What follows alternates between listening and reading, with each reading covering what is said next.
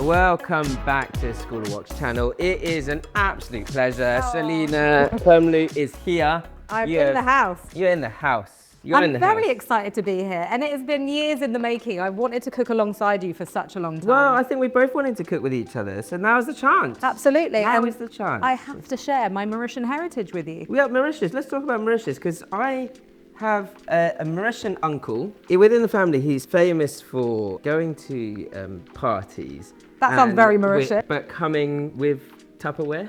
Yeah, to take food home with him. So he's one of those uncles. Yeah, to take food home with him. There was one buffet party, and he'd forgotten his Tupperware. He asked the serving staff and waiters whether they had any doggy bags, and they were like, "It's a buffet. Yeah, you can't eat here." Yeah. To me, this was very normal. Is that a normal thing? I'm coming home with something. Okay, that's a Mauritian thing. I struggle with geography sometimes. Where is Mauritius? So Mauritius is in Africa. Yep. And it is right next door. I always say to kids when I'm teaching them in schools and stuff, I say, has anyone watched Madagascar? All the hands go up. And I'm like, we're not Madagascar. Yeah. We're just next door, one of the sister islands. You know, I've got something for you. I've got a globe.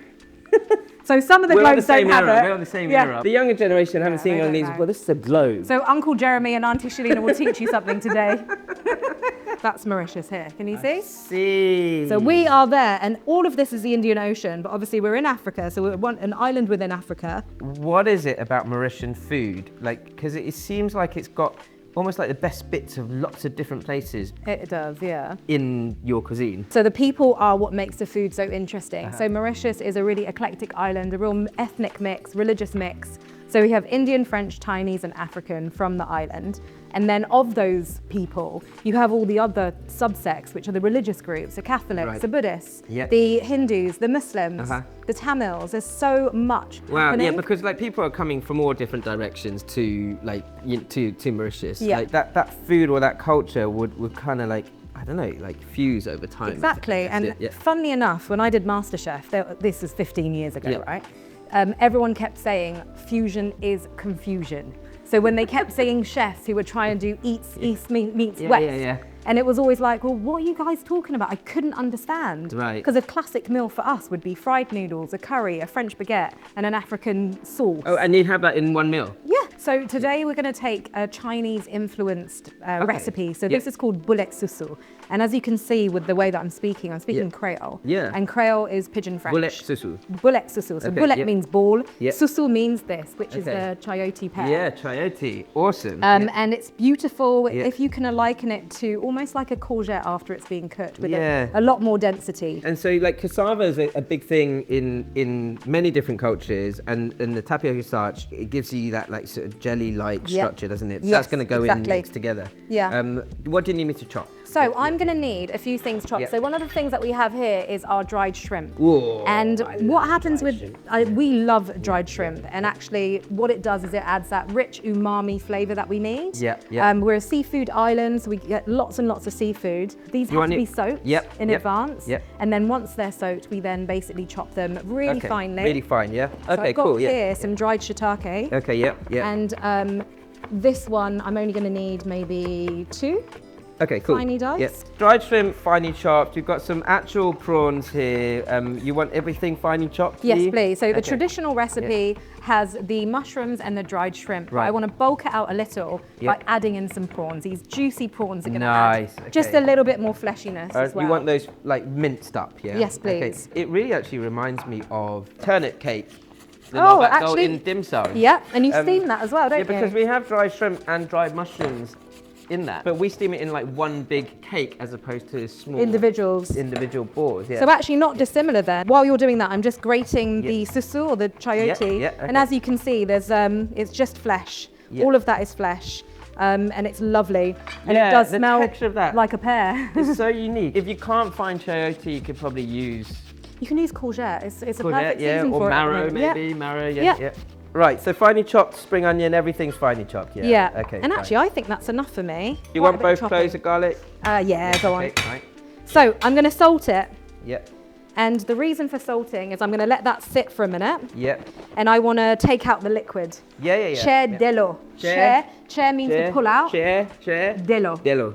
So this recipe for me definitely feels more Chinese Mauritian. Right, I feel okay. like the techniques used here are more aligned to Chinese cookery. Okay, yeah. Only because of the method and actually the name of this is Nyok Yen. People either refer to it as that or Boulette Chou Chou. Okay. So there's kind of two names for it. So with the liquid, can you see already all of that water's come out? Yeah, like literally a couple of minutes, yeah. So within such a small period of time, it's come out. And what I'll do now, I'm going to now gather this up. Yeah, how much gonna ginger do drain you it. want first? That much, That yeah. much, yeah? Okay. So it is actually really important that the liquid is removed so that when we do eventually add the, can you see all of that coming out? Yes, okay, yeah. So when you do eventually start adding the tapioca starch Yep. and all the seasoning, it doesn't become waterlogged because you need Got to be it, able to okay. steam them into really solid balls. Yeah, okay. All right, I get that. So obviously with steaming, it's going to add a bit more moisture as well. Exactly. And yeah, if you're deep frying it, you may be okay with it. This is pretty much there. Other than prawns, I'll mince those last. Yeah, that's it. So are you okay for this all to be mixed together, or do you want them separate? yeah, so that'll all be mixed together, and I'll use a proportion of all of that. That's all lovely and dry, and it's had some salt in there anyway, so just have to be careful with seasoning.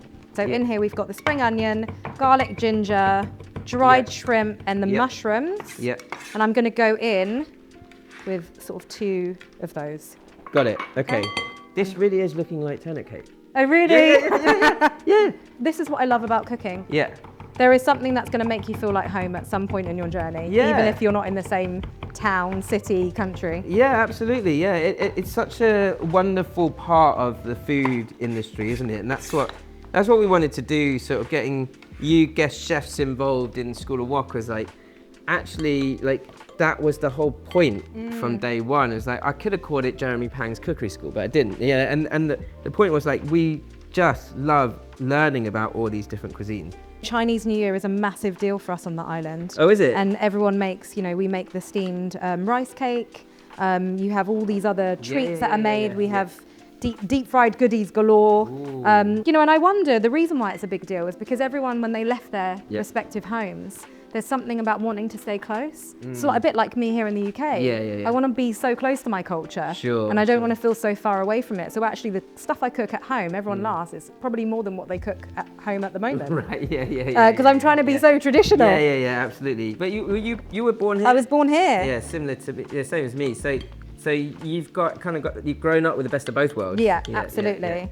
Definitely, I say the best of both worlds. I'm certainly missing out on the palm trees and the gorgeous, sandy beach. I wore a shirt for you today. With a flamingo. Maybe because it's got pineapple. pineapples on it, but I thought, Shelina's coming. I got to dress up a little bit better. I got to represent the island culture. So these are anana. Yeah. Oh, anana. Here you go. Yeah. I went for the ananas. Okay.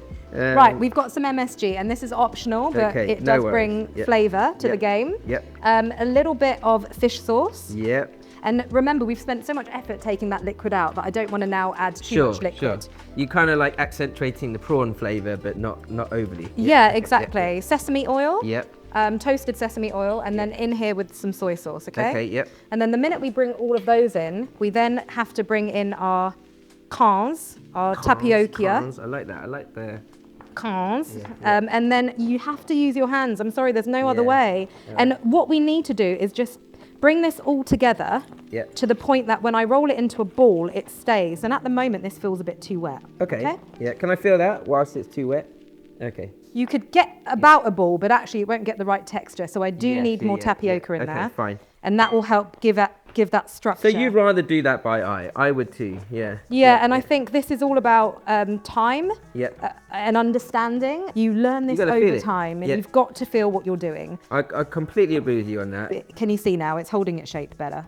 Yeah, So- that's lovely. Okay, so let's show you. And actually, that's what we... Yeah, that's easily, very pliable. Yeah, it's got that. It's still wet. Yeah. There's still a wetness, but it's a bull. Yeah. Boulette. A boulette. Yeah. A boulette. Hands are washed. Wok is ready. Yours are, and then day work. Yeah, there we go. My hands are clean. So we put the steamer basket over. Have you guys seen this yet? Well, actually, it's about 10 years old. So I haven't. Today's the first day for me. But I don't think people take enough time to appreciate what that is. It's amazing. Because silicone steam mats, like were not a thing until we started doing the School of Wok Wok range. If there are problems that need to be solved, we may as well try and solve them, right? So you usually buy the sort of wholly greaseproof paper, but you can only buy them in like the hundreds. In Chinatown. Exactly. So yeah. My mind is blown. So everyone, go and buy this, please. Yeah, schoolofwok.co.uk. Because I'll be making my purchase as well. Here we go. I would say you could take one home, but I've only got 2. Maybe next time you come into the school. That was definitely a plug. He needs the sales. So actually, that's kind of what we're looking for. Okay, smaller is good. And if it does get too sticky on your hands, you can oil your hands as well. I don't know what technique this is, but I tend to roll it just in the palm. You like give it a little caress. Yeah, I don't know if that's just... Right. Kind of cute, okay. Very happy with those. Easy cooking. Yeah, it's actually really easy. Steam's ready. Yeah. High heat. High heat, 7 to 10 minutes. Okay.